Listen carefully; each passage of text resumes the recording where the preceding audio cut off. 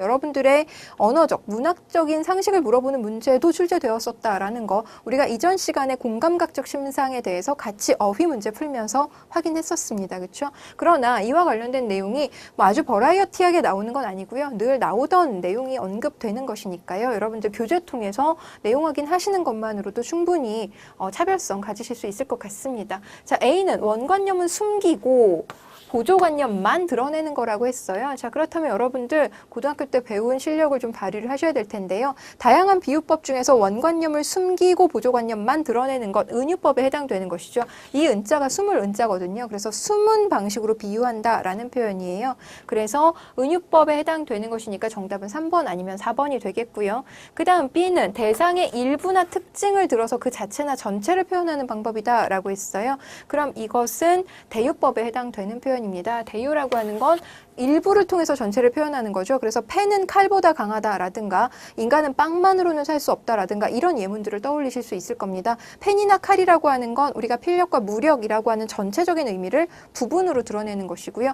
빵이라고 하는 건 인간의 기본적인 의식주를 어떤 빵이라고 하는 하나의 부분을 통해서 드러내는 것이죠. 그래서 정답은 3번 골라내실 수 있어야 될 텐데요. 직유라고 하는 건 그렇다면 뭐냐? 원관념과 보조관념을 그대로 다 드러내는 겁니다. 네 얼굴은 연탄처럼 까맣다 이런 식으로 표현했을 때 우리가 원관념과 보조관념이 모두 다 드러나는 방식이 되겠고요. 환유라고 하는 건 대상의 속성을 가지고 드러내는 것을 의미합니다. 그래서 꼰대 이런 표현들은 실제로 어떤 그 사람의 성격이나 특징을 가지고 그 사람 전체를 표현하는 것이죠. 그래서 환유는 속성으로 전체를, 그리고 대유는 부분으로 전체를 드러내는 방식이다라는 것 기억하시면 되겠습니다.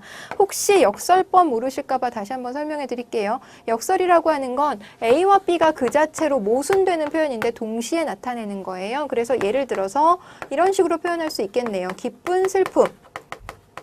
그러면 기쁨과 슬픔은 공존할 수 없는 감정임에도 불구하고 마치 공존하는 것처럼 표현상의 모순적인 형태를 드러내는 것이죠. 물론 이러한 표현을 통해서 이 이면에 숨겨진 어떤 더 큰 의미를 문학적으로 드러내는 것이 그 목적이 되겠고요. 어찌됐건 역설이라고 하는 건 서로 다른 공존할 수 없는 모순적인 것을 같은 선상에서 붙여놓는 것을 의미하는 겁니다.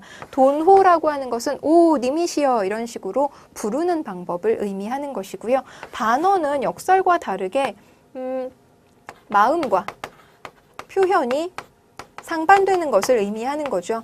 얘는 더 쉽게 말하면 표현과 표현 사이에 모순이 있는 거고요. 두 표현 사이에 모순이 있는 거고요. 반어라고 하는 건 나는 속으로는 되게 못했다고 생각하지만 겉으로는 되게 잘했다라고 표현하는 겁니다. 그래서 얘는 마음과 표현 사이가 서로 상반되게 나타내는 방식을 뭐 둘 다 어떤 강조의 효과를 누릴 수 있는 문학적 표현 기법이라는 것 정도로 알아두시면 되겠습니다.